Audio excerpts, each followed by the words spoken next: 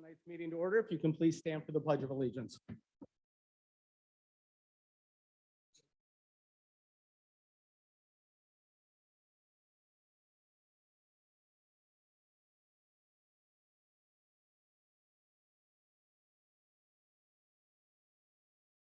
So can you call roll, please?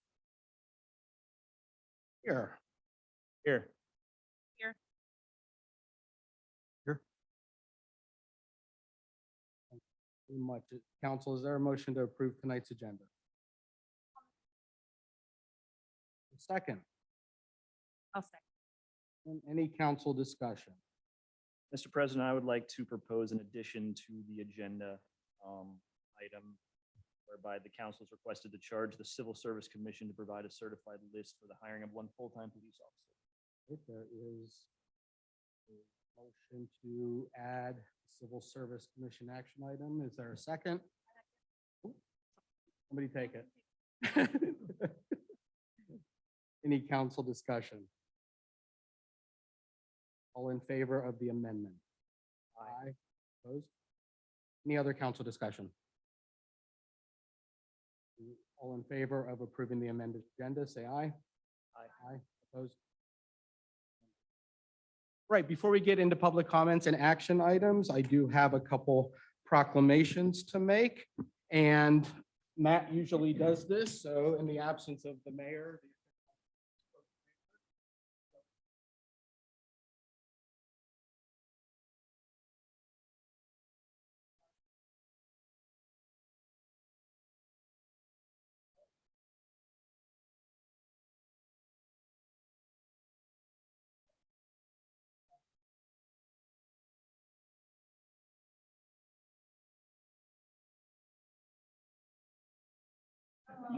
Use the mic.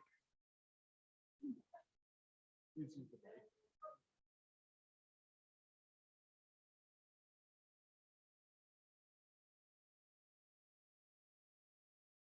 Is that working? Okay.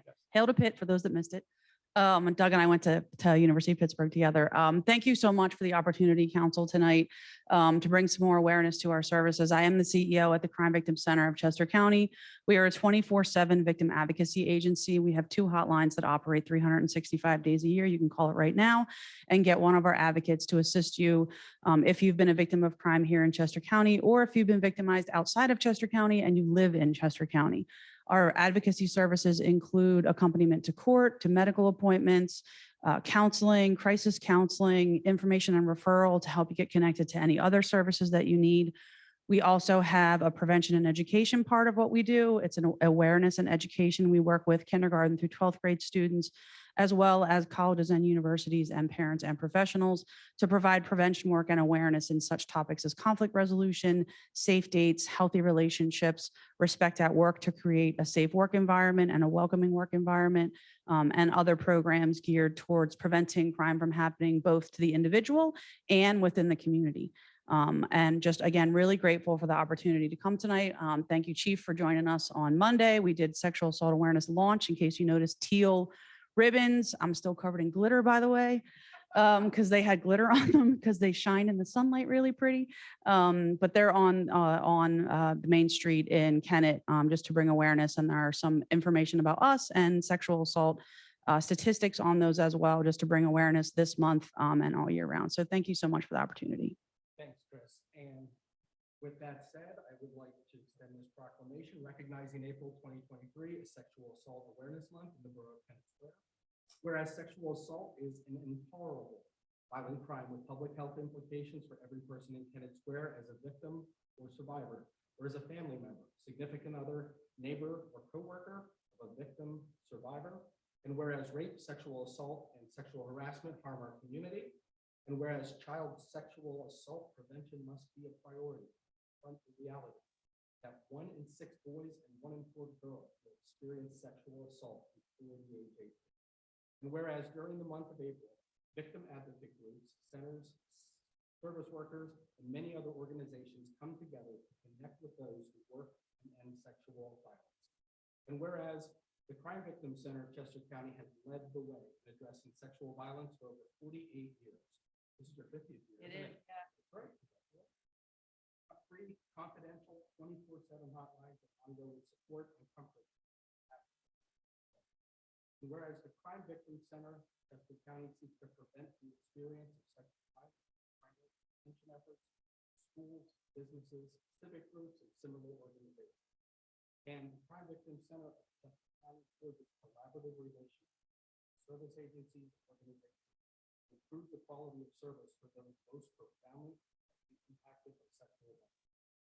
Whereas sexual assault awareness Month calls attention to this and the role Kennett Square residents play in responding to including the tragedy. So now therefore, I, J. Douglas Durford, Borough Council President of the Borough of Kennett Square, this 5th day of April 2023, do hereby proclaim April 2023 Sexual Assault Awareness Month in the Borough of Kennett Square. We call upon residents to speak out against sexual violence in our community.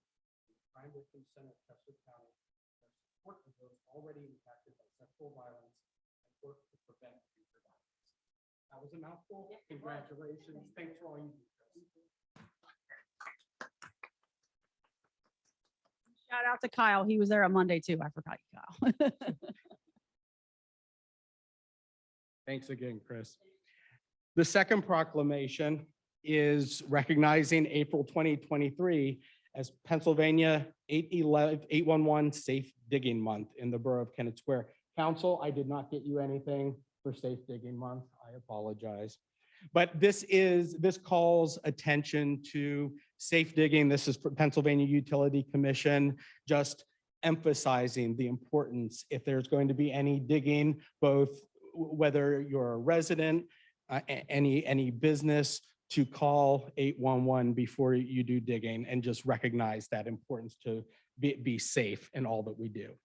So whereas the month of April 2023 is recognized as Pennsylvania 811 Safe Digging Month, and the initiative sponsored by Pennsylvania 811, a utility notification information center celebrating over 50 years of continuous service to the Commonwealth of Pennsylvania.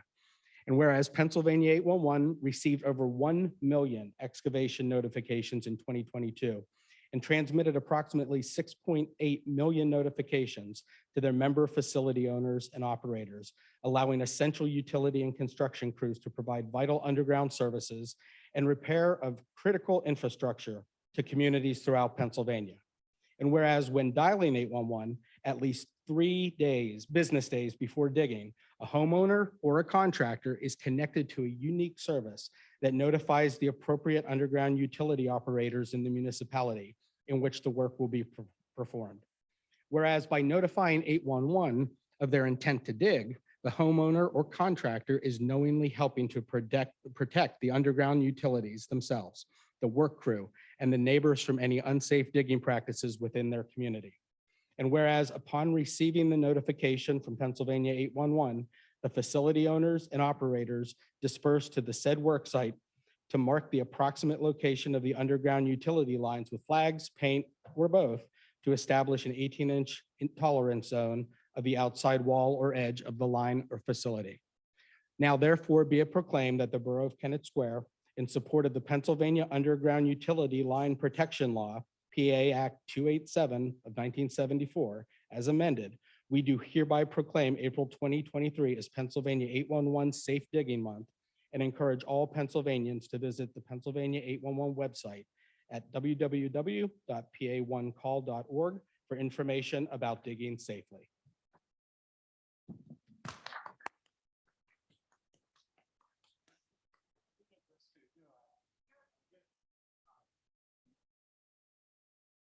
That was a lot of reading. All right, we will move to public comment now, and we encourage all those speaking to complete your comments within 3 minutes. Stay on topic, present your comments in a spirit of cooperation and collaboration, and be respectful of the institution of Borough Council and the public in your words, tone, and gestures. And if you can please come to the podium if able when speaking. Thomas, 406 South Broad Street. You know, my cause is about this sewer. So I went and read the contract again. I now realize why you call it a contract. Because Kennedy Township screwed up and the borough screwed up. You did not follow the writings in the contract as far as notifications on everything. There's a lot of paperwork involved in this thing. You didn't notify the township of certain things, they didn't notify you. But my understanding is they have asked for sewer, which will take them to the limit of what they have in the contract. That's 318,500 gallons a day in 4 years. That's a third of our sewer. So my suggestion is, if you would listen, is that as soon as they get that approval for that sewer, you give them 2-year notice to terminate. Have a moratorium on anything to do with Kennedy Township as far as sewer. You want to see them come running to you? Do that. You don't have to argue with them. You don't have to discuss. I mean, I don't understand why we have 3 engineers. What are we paying these engineers?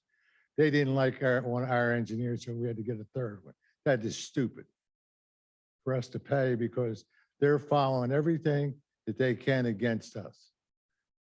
I mean, their supervisor already said they want to regionalize. He said it in the paper as soon as he got on.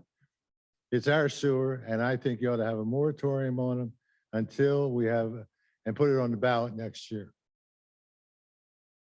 For the citizens to say, yeah, we want to do a 5-year contract with the township or not. Let the public, it's their sewer system, they paid for it. Like I said before, my whole family's paid for that since 1923. And I'm still paying for it.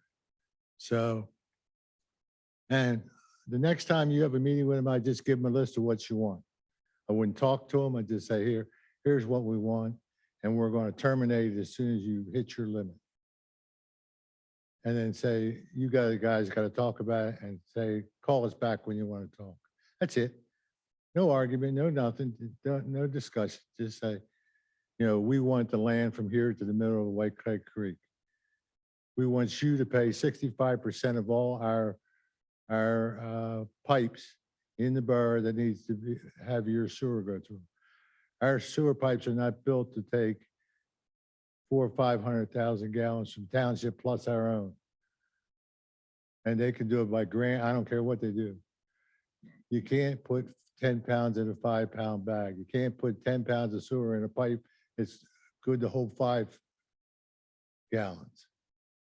So you say, look, we can't give you sewer because we have a capacity in our sewer plant, but we don't have the pipes to take it. They'll expand it and break. And if you read this contract, we're responsible for anything that breaks in the borough. So we want new pipes just where it needs to take care of Kennedy Township sewer. I mean, these are things that you write in a letter to them and say, this is what we need. And if you want more expansion, how much more do you want? They say they want 500,000 gallons, so we got to increase it. We take 200,000 gallons and they pay for it all. Because we have enough sewer to take care of the borough. So what we want is we want some spare sewer. We want them to pay for it. And they are a customer. And everything's got to be metered, everything.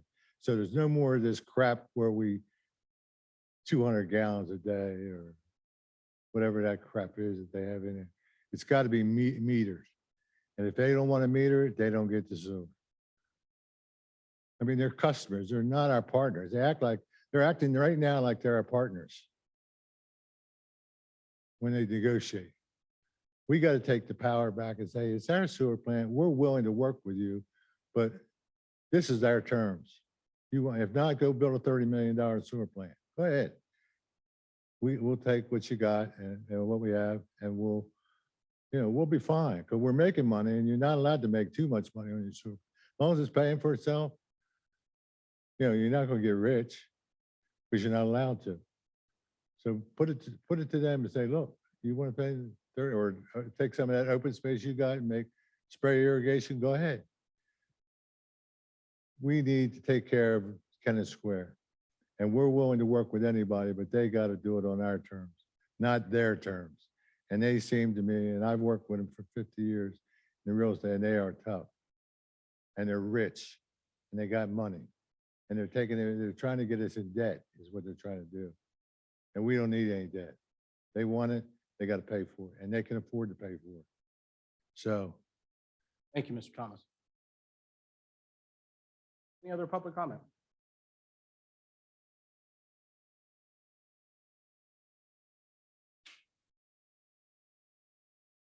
Good evening. Peter Doring, property owner at 315 East London.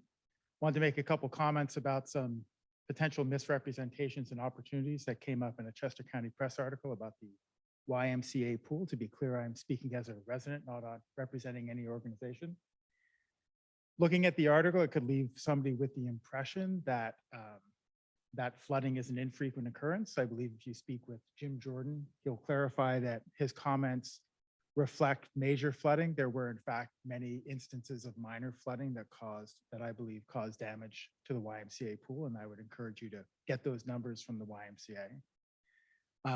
I know from having my own pool flooded during a non-flood event, it is extremely expensive and difficult to clean up. So I understand some of the YMCA's concerns in that regard.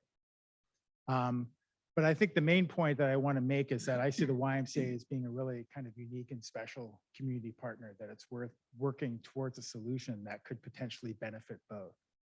So in the article, there was a comment made that, that implied that somehow the YMCA had an obligation to keep the pool open to its residents. And that's a common misunderstanding when people see a nonprofit as operating what they view as a public asset. And we ran into that when I was chair of Land Conservancy of Southern Chester County. People didn't understand that we were, in a sense, like a business. If we couldn't cover our expenses, we needed to raise money. So if the YMCA cannot cover its expenses in maintaining the pool, and the money it needs to raise is unreasonable, of course, it's going to be faced with some difficult decisions. So I think there's some misunderstanding amongst some residents about that. I also have to comment that in the article, they commented that, well, why is it that that places like Kennet Country Club were able to keep their operations open? Well, Kennet Country Club is a country club. It's not the YMCA. I think the real benefit that the YMCA brings to Kennet is it brings services that would not otherwise be available to many of its residents at a cost they can afford. Many residents could not afford a membership at Kennet Country Club. Organizations like the YMCA fill critical gaps that other organizations don't fill. Other organizations aren't offering after-school programs. They're not offering summer camps. They're not offering swim safety programs to people. They're not offering memberships at reduced rates. So though I think the YMCA plays a really important role in the fabric of Kennet. Now there are solutions that have been discussed that could begin mitigating the flooding by starting to improve or restore the floodplain and potentially do some plantings. Some of those seem to be on hold because of this. As you know, my view of a fanciful red clay park that will probably never be built. But in the meantime, that has held up opportunities to get grants that would allow us to plant hundreds of trees in areas that the borough owns or in neighboring properties that could help to mitigate some of the flooding in the long term. And there are plans in paper that would also help to restore the floodplain and potentially mitigate flooding in the short term. So I'd encourage you in your discussions to take a close look at those options, see if there's ways to carve out of those plans things that could be done now. And I think that if there was a plan to reasonably mitigate flooding, you could get funding to restore that pool. Just as I understand it was originally funded by a grant from Longwood Foundation, I think Longwood Foundation and other foundations would step up to support the rehabilitation of the pool. And the last point I'll make is kind of unique in this case. As I understand it, this is a pool that is owned by the borough. If I were an owner of a business that was renting an asset that I was losing money operating on, I would simply stop renting the asset.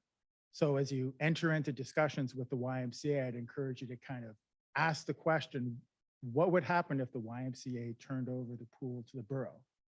If that happened, you would have a pretty big albatross around your neck and not one that I think you would want to deal with. So any opportunity to continue the collaboration with the YMCA to keep this pool open as an asset to the community, I think would really add a lot to the quality of life here in the borough. Thanks. Appreciate your comments, Mr. Durian. Thank you.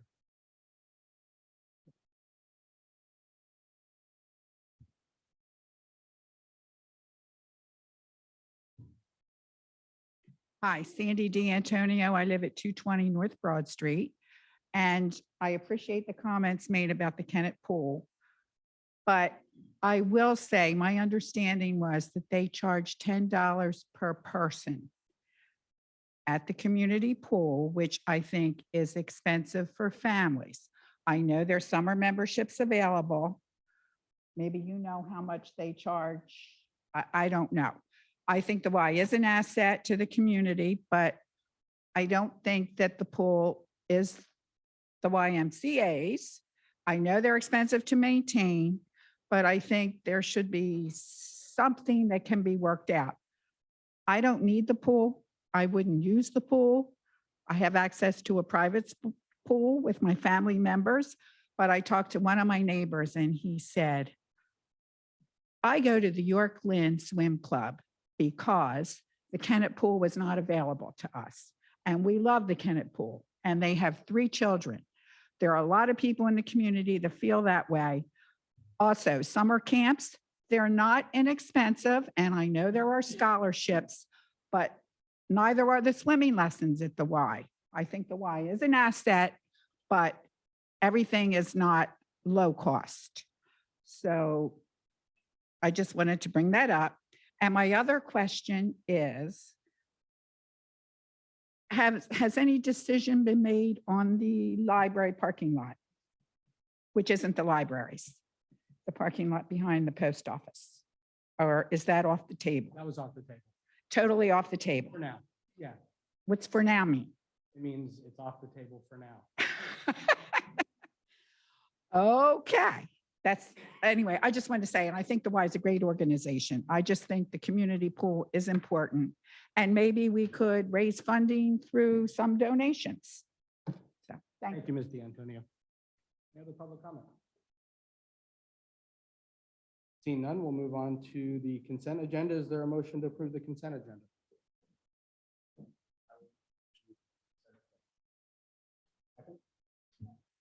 Any discussion? All in favor of approving the consent agenda, say aye. Aye. Opposed? Consent agenda passes. We'll move on to the items from Monday that needed a little further discussion. First one with Public Works. This is considering the cost agreement for third-party engineering with Kennett Township. Rob and or Kyle, I have on my agenda. This is,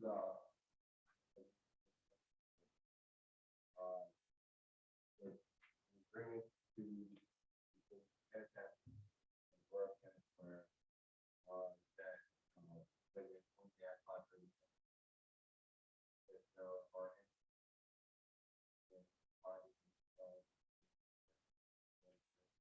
That.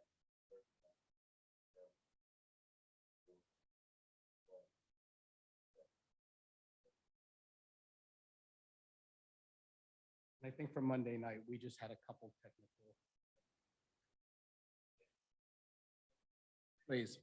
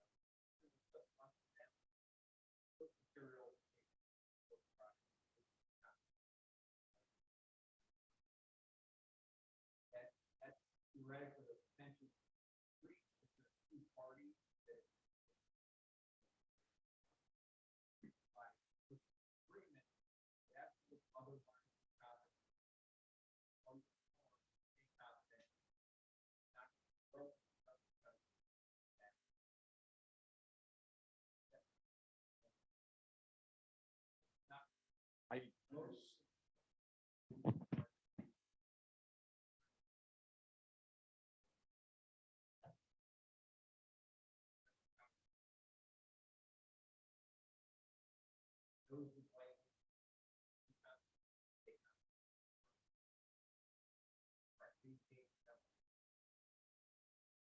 I heard what you said, but I'm trying to envision what within a sewer engineering firm would be confidential.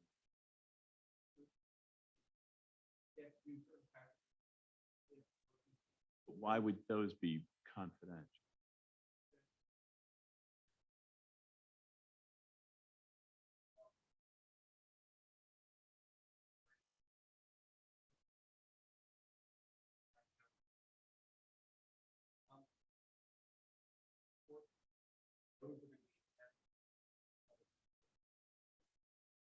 Why?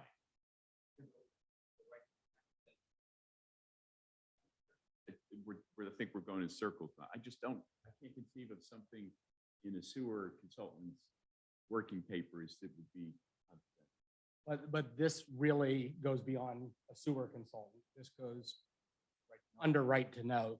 So like you said, in our discussions here, as I'm taking notes about this item that we're discussing, this will be available under the right to know, but so it's technically confidential. I understand the concept. I'm struggling with why, if we wanted a copy of your notes from tonight or their calculations. I mean, maybe I'm making a lot more out of this than needs be. It just doesn't make sense to me, but I'm not an expert.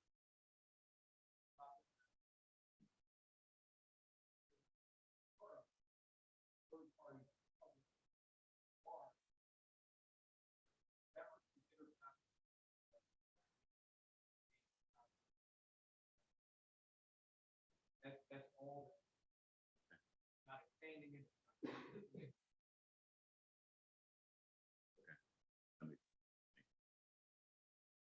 Next question was.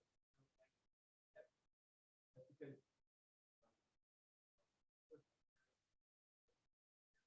537 plan. And that's why the year. That would take quite some time.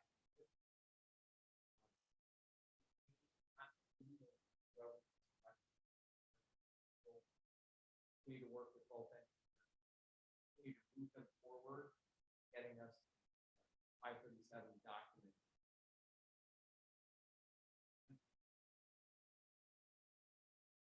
My question Monday, Mike, was, did the borough request for whatever reasons, we're just not satisfied with the work?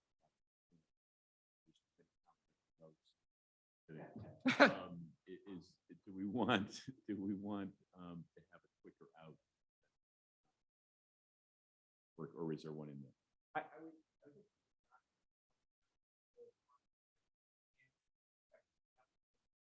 Other party. Right. You want the answer. Don't want someone to have the ability to say, no, I don't like what you're saying, so. Opt out. Thank you. None of this is binding on the.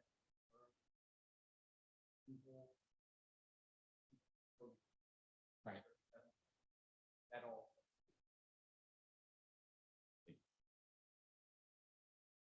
Any other points of clarification before we have a motion? I have one question for Rob. Just for my own edification, would you be able to give a strictly hypothetical example of something in the report that we might disagree with versus township? Like a matter that this third party would then arbitrate? Like, is it length of piping or something like that? I mean. Okay. Okay.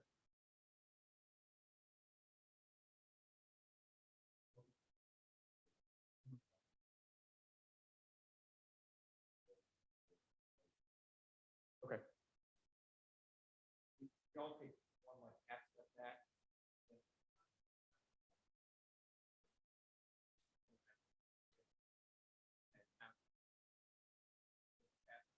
This doesn't affect that at all.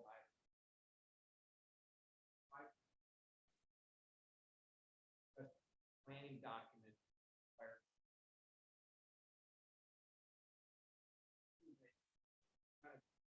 get through road ahead, what you would do with Borough.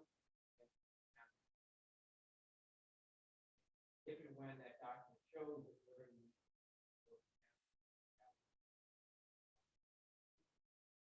They would have to enter into a new agreement with us and cover that gap. What? This doesn't dictate it. That's right. Any other questions or clarifications?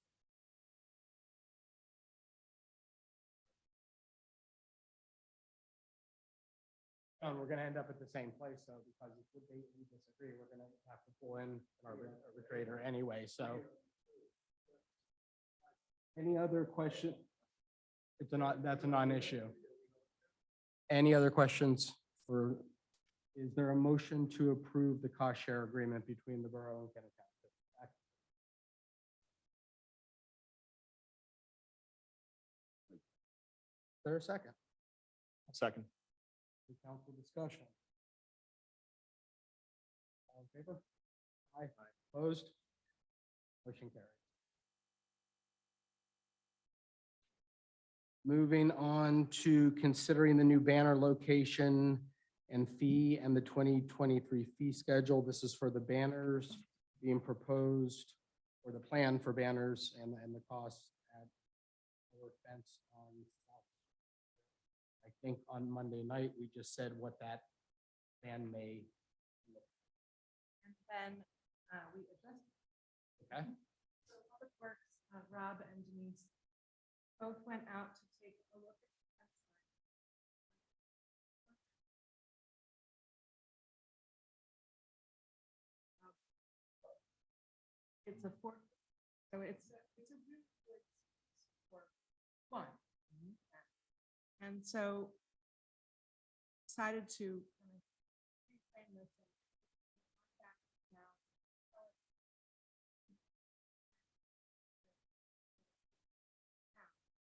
Is it at that one location?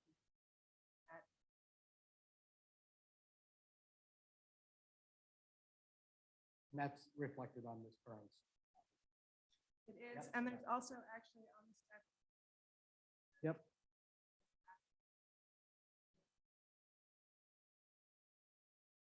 Not directly visible. Not so distracting that as you drive.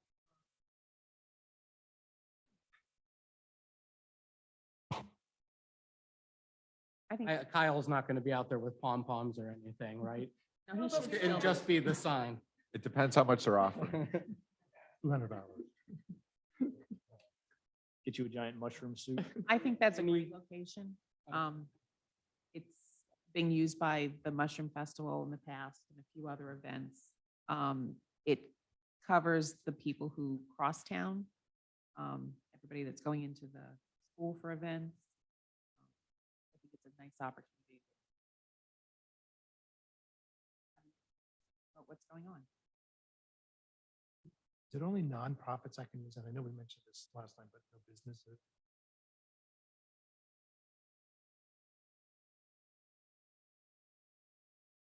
I have one concern with this question.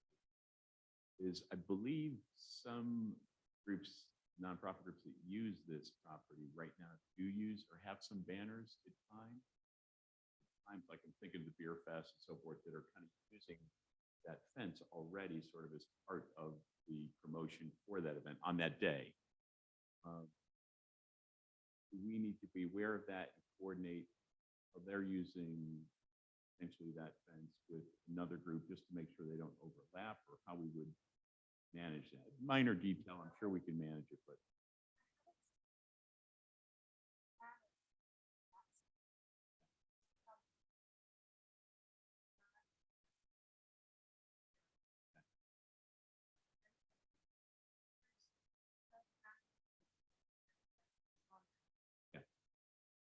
so there shouldn't be a conflict. Or the other option is no more freebies. Is there a motion to approve the new banner location and I move to approve the banner. any discussion? You talked about last, on Monday, that it's just a temporary thing, we're just gonna try it. It's just gonna.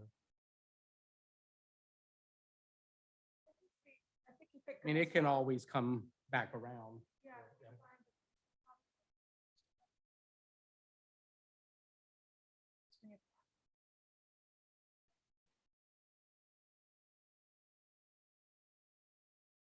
Anything else from council?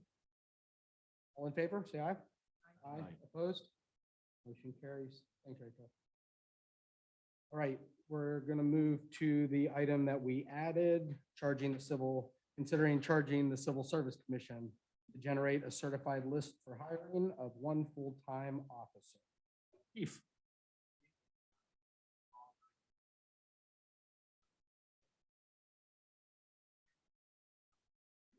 Again, just as it's listed, just to charge the commission to actually generate a certified list that somebody can be hired from. This is not hiring anybody. This is not offering, hire. This is just to charge the commission in the event that we have a vacancy, so we can speed up the process to fill that vacancy. Any other clarification? Chief, is there a motion? To charge the Civil Service Commission to generate the certified list? I will make the motion. A second. Second. Ira's taking that one. Any discussion? When do you think civil service will be meeting then? We'll have that conversation. All right, great. All in favor? Say aye. Aye. Opposed? Brings us to the end of our action items, so we will move, oh, you know what, I did want to, Monday night, the YMCA issue came up, the pool issue. Kyle and I do have a meeting with the executive director next week. So what I wanted to do now was just have heard some comments from the public, both tonight and on Monday. Council, is there anything that you would just like to share? Give Kyle and I some input that we can take to the meeting. This isn't taking any action. This is just fact finding and what we'd hope to get out of that meeting. I think clarification is important. I've been here 20 years and I've always heard it referred to as the YMCA. And I'm now finding out municipal pool that's leased to YMCA. So in that spirit, I would hope that how the YMCA has chosen to use the pool in the past, I'll say 20, which is open it to the public. Public membership, even if you're not a YMCA member during the summer, so that the general public can use the pool. That continues, because it's obviously an asset to our community. Vitally important. Summertime fun.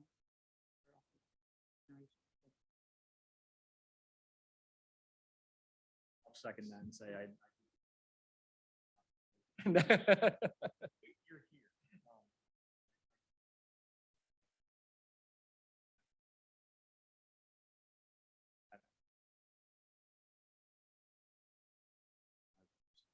I mean, solicitor contract, and it's gray at best. It's not a black and white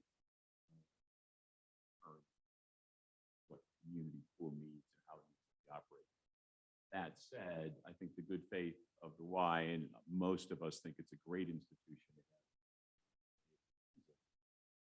But it still was intended to be, according to Nick Perigo, who was the person who brought this to our attention originally, a former council person, that the intent was always that it remained a community pool available to anyone. And it was the gist of the agreement, according to Nick. And I'd love it to remain that. It was a membership. I don't think you could show up that day and pay $10, at least not recently. And I may be wrong. Okay. But I think they need to have some assurance of their financial capability.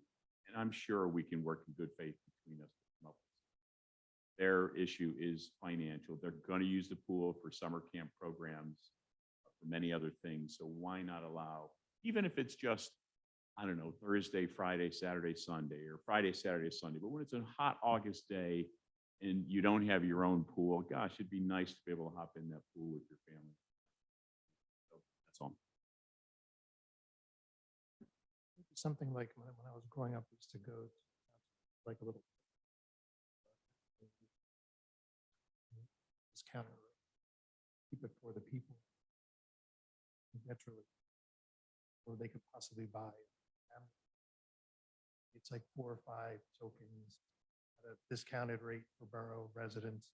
That they'd be able to utilize that as a family, as a kid just being able to walk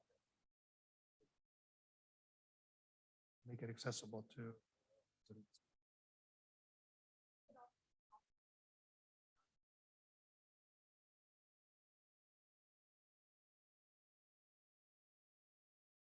Operating on.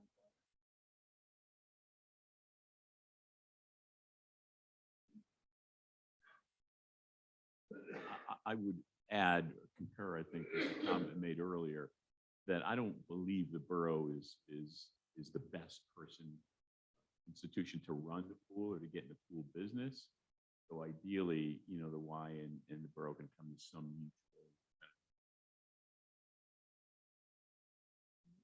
And just for the public, if you do have any, we had public comment during the meeting, but don't hesitate to reach out to any of us, including Kyle or Rachel Borough, and let us know. But no action, but when we do have action item, it will be on the agenda and you can speak your mind at that council meeting. All right. That's the end of our action items. So we're going to move to our Wednesday workshop. And tonight we're going to be discussing the police station and Borough Hall lobby, the upcoming bidding process. And who's kicking this off? All right, Rob, floor is yours.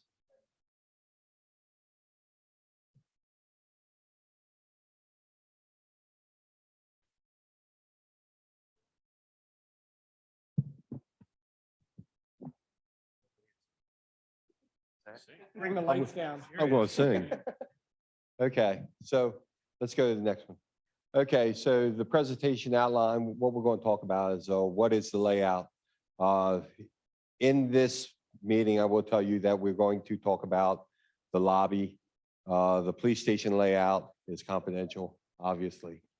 And the chief will talk about why we need a new police station. I'll talk about the lobby, and then I'll go over timeline construction and cost and how we plan on funding. Okay, so if you can see, I hope everybody can see it. I tried to make it as big as possible. In the lower left-hand corner, you see the public parking, and that's where you'll be entering. Right now, there is actually a door over there that takes you into a lobby area. That is going to be the common lobby area. And the nice thing about that is it will be well marked, easy to get into.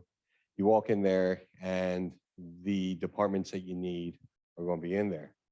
So Rod, just to place myself, the far left of that public parking, top left, that's basically the middle of the building where we come in. Right? not really. Oh. You're over here. Oh, okay, so I'm further this way. Okay, Yeah. good enough. Okay, yeah, that helps. Oh, look at that. That helps. There you go. There. Thank you. What's that? Okay, well, the police station is going to be located. John, he'll get to it. Let him do his presentation. The police station is going to be located on the north end of this building. It's marked C102. That's a door number. That will be the entranceway. We're actually having, it may possibly end up moving over into the window banks that you can see there too. But if you look at that entire area is a waiting room. And then what you have is a breakdown into 3 different workstations. One of them will be for the police department. One of them will be for the administrative borough. And then the other one will be for codes. Okay. Okay, why do we need a new lobby? Right now, we do not have a lobby. We have a little doorway that people walk into and Olga runs out and catches them. So the whole idea of this is to improve the customer service so that when you come into the area, you'll have a clear entry, inviting lobby, great staff, and then you will have an excellent experience. Okay, what will be the customer experience? First, we are going to have a dedicated driveway and parking. In the white, you can see up there with the dotted yellow, that's going to be a new entrance. We will actually share the entranceway coming in with the police, and the police split off. We will go to the south and go into the public parking area that is going to be for the customers here, the residents or whoever comes in here will be in that area so that they'll have easy access to the lobby. Okay, the entryway is ADA compliant and well marked. As you can see, this is very well marked. You can definitely tell where you're going with that. And that's the same with this. This is actually the lobby down there right now. Now, it's going to be cut down in size a little bit because we want to utilize some of this space, but it'll be a nice open lobby. You'll be able to see everybody that you need to see. Go ahead. And like I said, visible departments at different service windows. So you'll be able to go to the police station service. You'll be able to go to the codes or to the administrative. And there's also a private conference room if you have an issue that you want to discuss. We'll be able to meet you down there and go through any issues that you may have. Okay, what is the timeline? Okay, what we want to do is release the bid package to PennBest in May of 23. We've already gone through the plans numerous times. We've met and changed them a few times. Send the plans over to chief. Chief's approved them or told me what he doesn't like, brings it back, talk to the architect, and we finally have a layout that works for us. So then the next thing would be in June 23, they'll have the bid openings. Then council will hopefully award the bid in July of 23. The construction would start in August of 23 and move in is estimated to be May of 24. What is the cost and how will we fund it? That's always the big one, isn't it? Okay, the projected cost is $4 million. Right now, we're looking at $2 million in state grants. We have $1 million in the building funds, which was actually held over from the escrow. And then we have $700,000 from the building sales, the old police station and the old Borough Hall. And then we have $300,000 in the ARPA fund. That was the COVID stimulus fund. And that's where you get $4 million.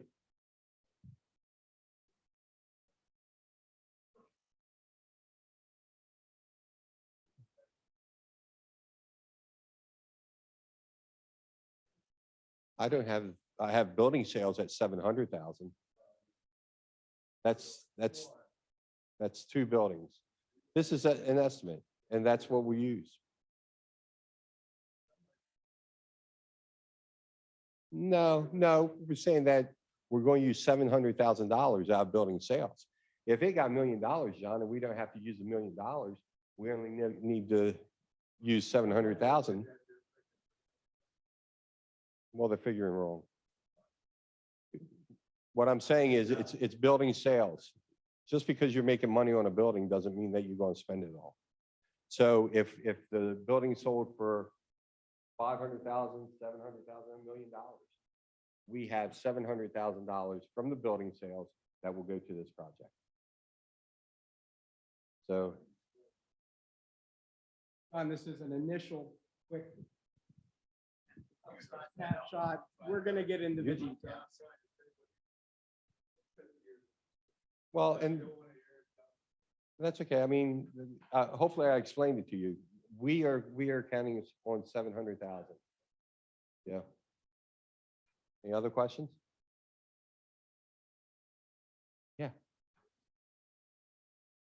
Codes.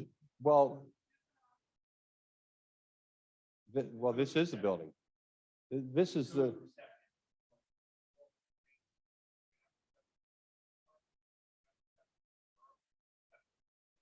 Esther.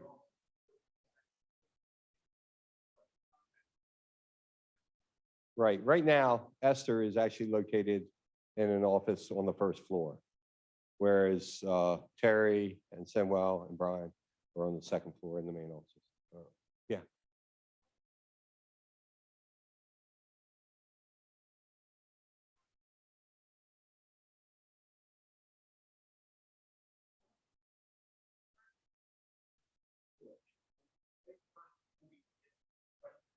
I was going to give a little overview of what the space is going to look like.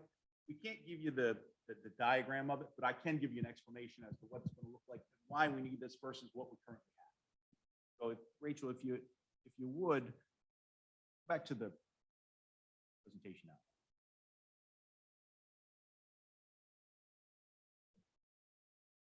So a couple things just to go in. Rob, you did a great explanation. I appreciate that. You know, some of the questions are, you know, why do we need a new police station? And, you know, the biggest answer is to improve the overall functionality of our police department. To create secure space within the police department, to improve the employee workspace, which is crucial, and also to set us up for a police department that is capable of accreditation. So let me kind of take a step back and explain more of what we currently have before I explain what we're going to create. When I look around the room and I don't see anybody that's inside our police station. Ed actually has. That's what I mean, but I think Ed has actually in the back row. So when you enter our police station, you enter one door and you have access to the entire building, which is a very non-functional way for a police department. You have access to where our secured areas are. You have access to where our evidence is. You have, and now granted, there's doors that do separate some of this, but it is not a secured environment. Our staff is exposed to the same areas where prisoners come through. It's not secure. It's not safe for our civilian staff between our receptionist, our records administrator, our parking enforcement officers. We have a multitude of stairs. You know, some stairs go upstairs into where we do evidence processing. And if you're over the height of, I think, about 5'2", which is where I think I lost some of my hair over the years, you smack your head. The building was never designed with, you know, the idea of what policing will involve or evolve, should I say. It was designed and built for what the needs were 30 years ago. A lot of things have changed drastically. So again, the current layout just has no functionality. We've made it work for decades now. So let me kind of now go forward into what the new layout actually will look like. And we briefly touched on, you're going to come into what we call the Borough Common, public space. And when you walk in that door, again, you will have a window almost to your, off to your right slightly, which will be the police department reception window. Directly next to that, on probably just a slight step back, of the window, will be the Borough reception. And to the left of that will be the Borough Codes reception. So everything that you need as far as contact with the borough will be in that one space right there. If you then need to expand that as far as meeting, myself, or meeting, borough manager, or meeting somebody from codes, those staff will then call those people and we'll get you the services that you need. But it's a one-stop shop for all the borough services that we need. When you go into the police department, and currently the police department's layout is all blacked out. The PD's layout is actually broken up into what we would consider an administrative wing, which is right off of the lobby area, which where our administrative offices are for our reception, our records administrator, our lieutenant, and my office are all in that section of what we would call the administrative wing. Right off the lobby, which is an incredible improvement from our current operating model, is going to be an interview room. And it's going to be an interview room that we can use to triage complaints that come in, witnesses that are reporting something, victims that are reporting something, to take them out of the public lobby. Currently, we have people come in, and as the officers are trying to triage what has taken place, then we have people coming in to pay parking tickets, and we have people coming in for other requests and whatnot. And we have to try and then bring them into the mayor's office, which is off of our current lobby area. It's just not a good working model. And what happens now is that that interview room will then lead into the first secured level of the police department.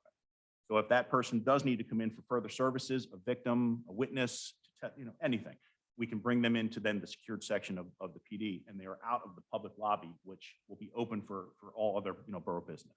So Chief, real quickly, that conference room that Rob showed earlier, that's a shared conference room, not what you're talking about. No, that's shared.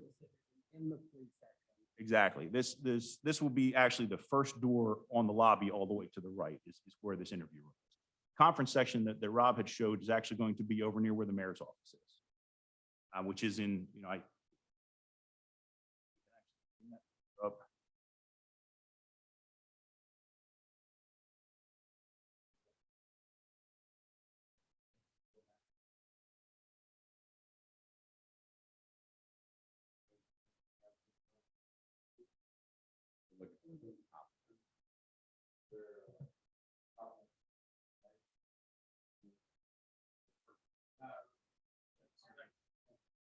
Yeah, that's that conference section. All, again, located on this first floor, just a walk down the common hallway over to the stairs and, into where that office space and that conference room is available.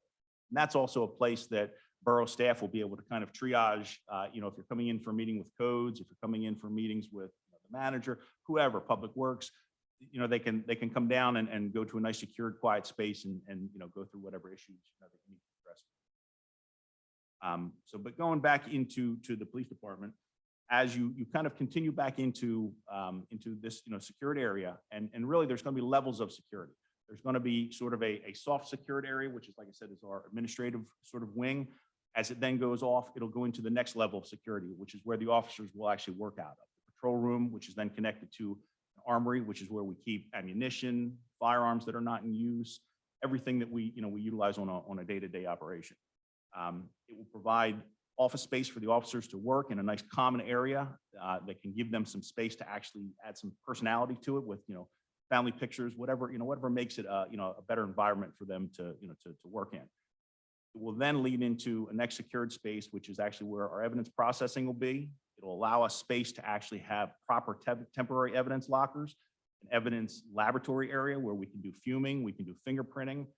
We have been extremely successful over the years with our fingerprinting and our processing efforts, have solved multiple crimes that we have seen the borough fall victim to. As you then continue off more into another secured section is where our prisoner area is. And this kind of addresses your question. You will not see anybody that's in custody coming in through that front lobby. With the exception of seeing our police cars on the side of the building, you will almost not even know that the police department is. All the secured section will be happening in a whole completely different part of the building that is nowhere near public view or effect. And that, that most secured section will actually lead into where an additional interview room is. We actually call that a hard interview room, which will be right off of our temporary holding areas, which will have 3 temporary holding cells. It's just an increase of 1 cell than what we have currently now, but it will be in a perfectly secured area that prisoners cannot get out of. Nobody can get into it. It provides the level of separation and segregation that we actually need for a secured area. It also allows us to have a proper section for where adults can be temporarily held and where juveniles can be temporarily held. Per state law, we have to provide what's called sight and sound separation. Anytime that you have a juvenile and adult, they cannot be kept in the same area. We currently utilize that because we have no other options now. We segregate them to different parts of the building if we do have them in, within the police department at the same time, which does happen quite often. But this actually gives us what we need for our state and our federal, accreditation standards, which is what we're working towards. It then also gives us, in the last part of the security section, is it gives us sally ports. Sally port is where patrol cars can pull directly into and lower a garage door behind them, secure before a prisoner is taken out of the car and brought into a secured door, which leads us right into our processing room and cell area. The last piece to that is to the right of where our sally port is going to be, because you'll see them. It's not going to be a secret. The garage doors, so you'll know exactly what the purpose of them is. Going to be a large vehicle or storage, large piece of evidence storage area, where we can place vehicles that need to be secured because they're being processed for any kind of criminal behavior, whether it's processing for fingerprinting, whether it's processing for drugs that are found. to be held before a search warrant can be, issued on the vehicle, gives us that proper space that we do not have now. Currently kind of use, and I hate to use this word, sort of a hodgepodge mixture of, we put cars that the borough works, lock them into the garage. We put them down at the wastewater treatment plant to secure them. It's just, we've made the best way we could operate out of what we have. This will give us what I would tell you is a 21st century police department. Not a Taj Mahal by any means. There are much more incredible and impressive areas out there, but this is going to be something that will put us into where we need to be for the next 50 plus years. And provide the services for the community that we need. If I could expand on that anymore, any questions, I would love to answer.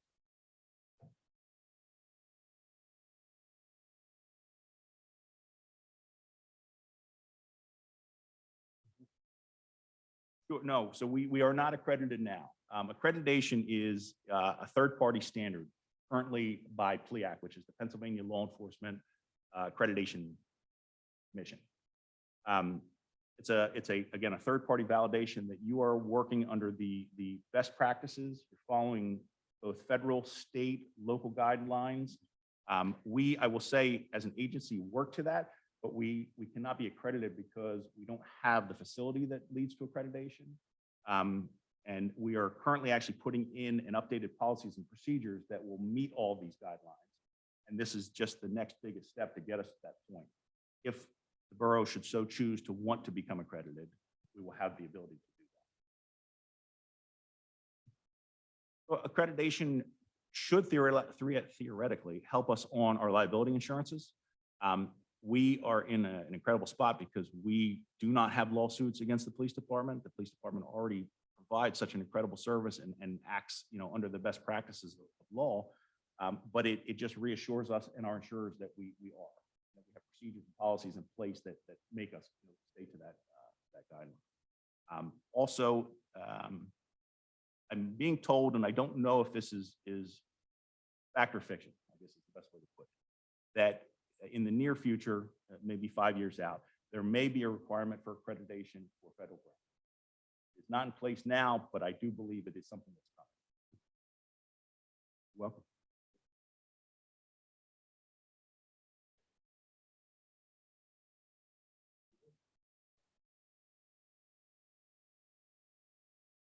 So yeah, so we had originally thought by first looking at the property that if you can imagine where the train tracks are, there's going to be a common entrance there.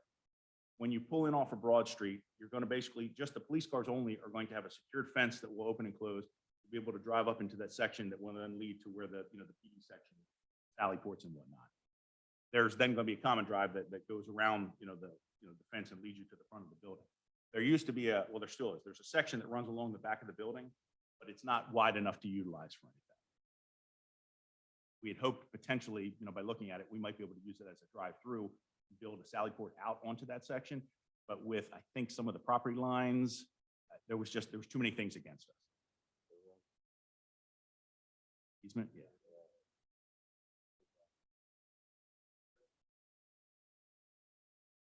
Yeah, it had a runoff. That's what some of the tracking work is. Are there any other questions? I have a question real quick. You thought about for the future with the movement of automobiles becoming more electric? You thought about possibly putting something in cars on the construction? What else? So, Tim, and I think that's a great, forethought. I think we would probably need to work towards that at the same time if we ever decided to go to the EVs. We currently don't have any. We have we have 3 hybrids currently, which are electric and gas combination. And I think actually there are also going to be more grant opportunities going forward to add those types of charging stations in should we start changing our fleets that way. I don't know. I guess I would kind of defer that almost to Rob. Is that something you think is value to put in this? That's what I'm saying. I mean, because you don't have the equipment right now, there's no reason in putting more of that onto this. But it's usually Just get an extension cord. we have we have the electrical network. So running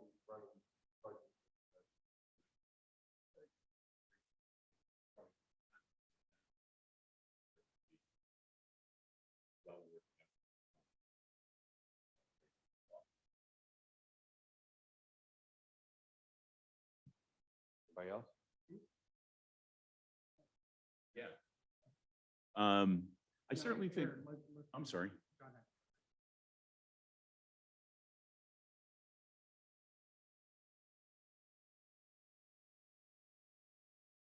The opening date, tentatively, it's May of 2024.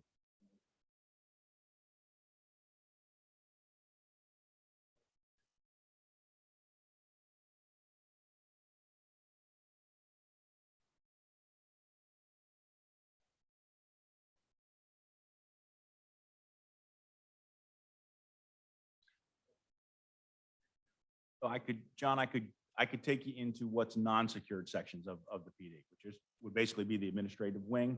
I couldn't take you in anywhere beyond that, which is why we're not also showing where things are going to be laid out in that diagram. But I'd love to have you come down. I think along those lines.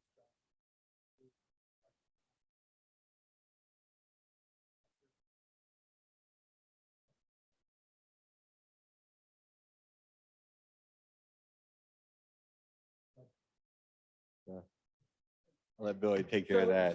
Before we ask some questions, I do just, Rob had mentioned the term customer experience a couple times, and we're all familiar with that, but not so much. So just from the public, is there any input you could give this group that if you're walking in there, what's that experience feel like? Anything that you could just share of what you'd like to see, what after that experience? Again, I know paying your water bill might not sound like an experience, but at the same time, we're in a position where we make it better.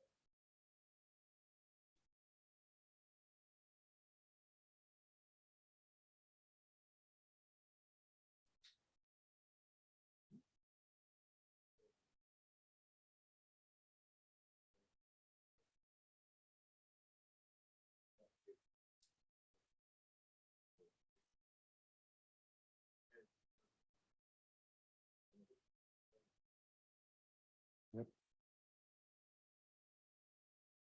Think about it. Nothing's jumping out.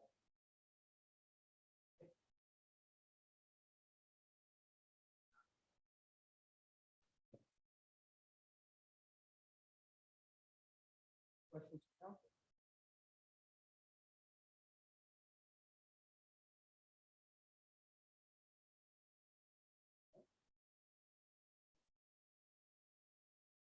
You know how quickly the mustaches would be put on those?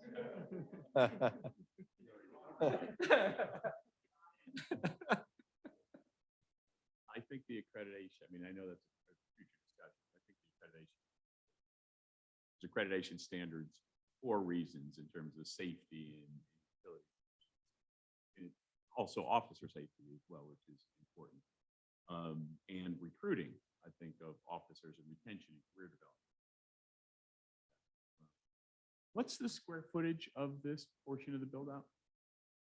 I want to say it is approximately, the entire first level is about 12,000 square. That's it.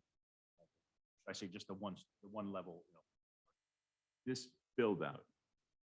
Yes. Yeah, so this build out, 12,000 square feet, covers from the public lobby and walkway, the HO stairs.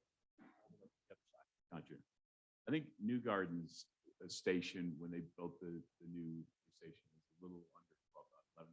I think 11.5. Okay. We had Their to do a little number- better. I think their number was something like 5,000. So in terms of cost per square footage, 4 years later, or whatever it is, we have a structure, they didn't have, they're building walls and everything, but it sounds like a reasonable price in today's environment based on what's going on. How many people will be in that initially? Initially, in the PD section, there will be 14 officers, 2 parking officers, and 2 civilian staff. That's 18 in total. You know what the future capacity will be?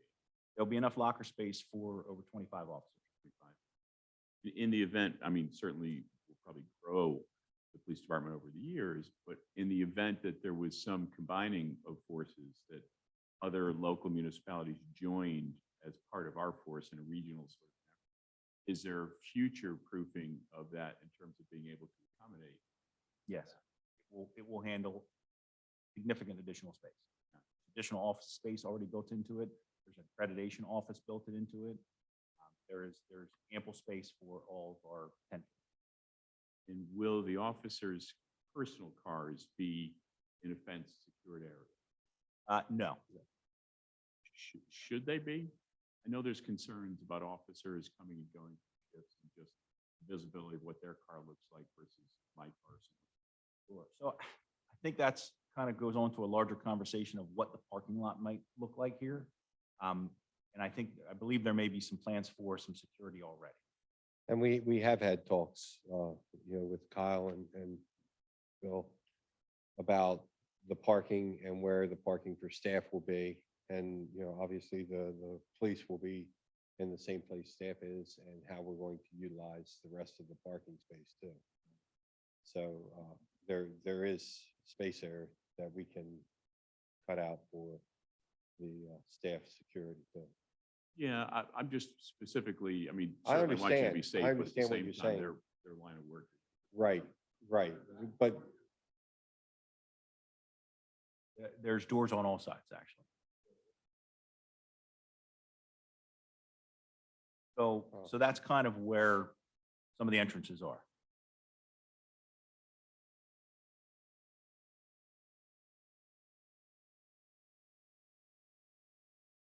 I mean, the idea that we might have to cut, I don't know, say 20 or 15 spaces, it could be done, but we're better off with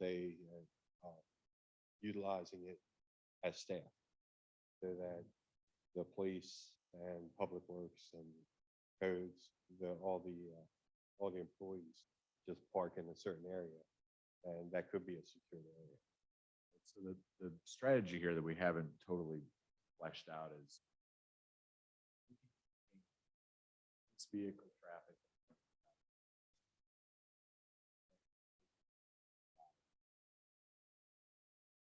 So put her there, staff, everyone has to work, or we rent out the school, right? I mean, you can have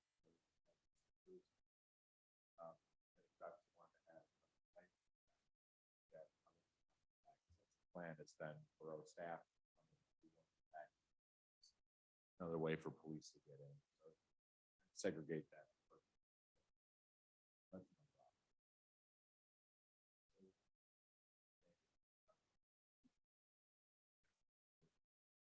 Mhm. We should start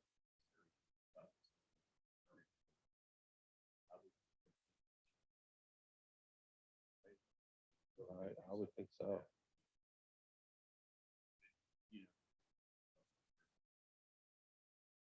Yep.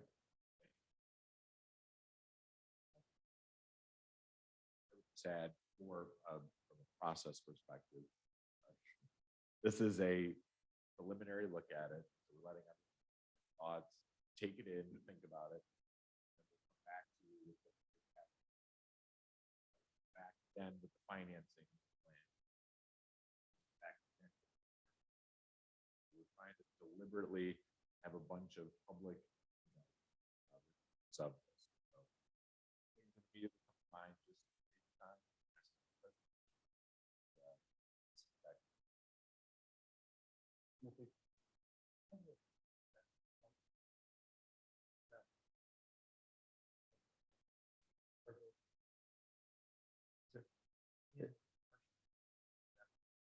It's very realistic.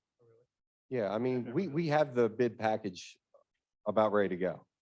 So we're working with Nick on the financing side of it to make sure all the money is ready to go. So then it goes into Penvest. And the only reason that we actually stepped back a month on construction was because I couldn't get the dates to line up on if we put it out to bid in May. And then we wanted to award it. With the time period that we have to have it out to bid, there was no way that I was going to be able to get the engineers, sit down with the engineers and check out the contractors before we asked council to award. So that's why it actually got pushed back got pushed to June. So, and then there's 1 month of mobilization because there's a lot of demolition to be done. So demolition, they can move in pretty quick with.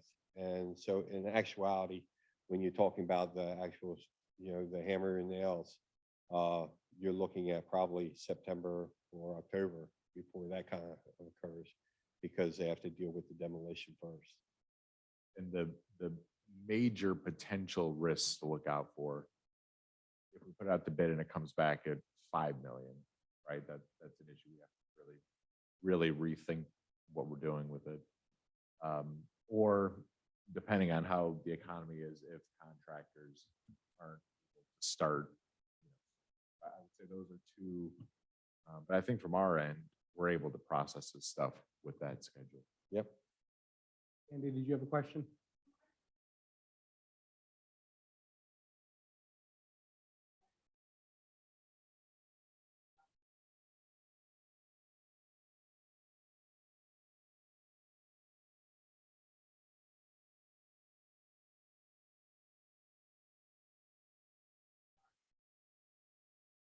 Sure.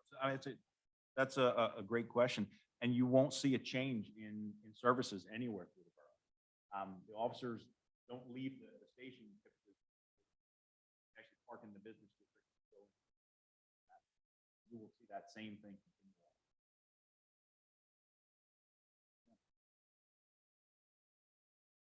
Yes.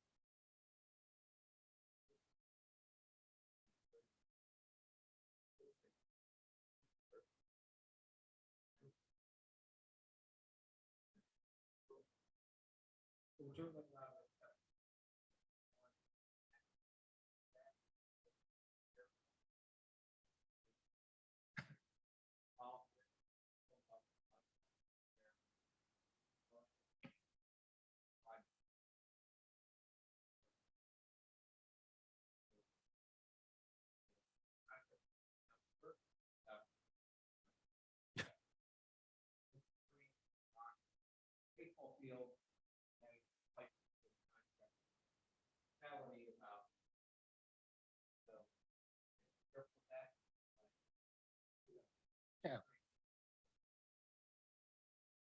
Anything else from council? Any other public questions? In the back? Yeah.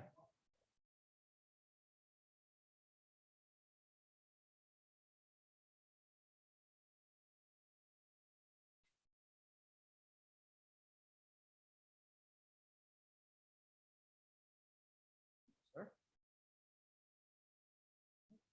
Bob, Chief, thank you very much. Thank you. All right, nice presentation, good information. Exciting time. All right, we are at final council comments. We wrap for the evening. I don't have any update. I know I stand between the end of this thing, but just quickly, I think we're somewhat speaking past each other. I'm talking about you, John. I think we're talking past each other a little bit on sewer. So just for everyone's sort of background, it's been made clear to the township how it is. Do have a capacity. They're not beyond that capacity. In fact, denying projects. But I think, a lot of the things that we're talking about, we're just kind of talking about. The last point is sewer is the same as water, is the same as parking, that ones you're paying for it have to stay in that. So you literally can't get rich off of sewer. Build up the reserves, we have to spend it. Just a few things that, think we're saying. Right, there being no further business, meeting adjourned.